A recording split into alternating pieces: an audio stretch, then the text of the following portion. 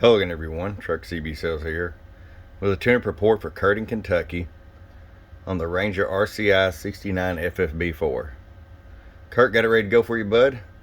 Tune alignment, voltage regulator upgrade, amp on-off switch right on the back, and your 100 amp power supply has already left the building on its way to you. This video is brought to you by www.truckcbsales.com. Let's get right to it. 250 watt slug. Turn the RF power all the way down.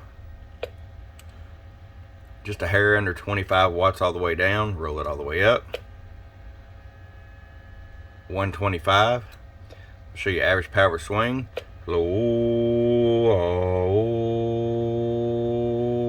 It's about 230 watts bird average.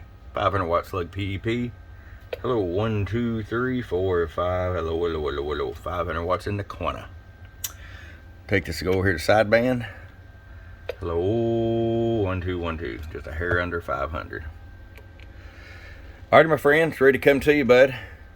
Hope you enjoy it from your friend Truck at www.truckscbsales.com. Bum bum.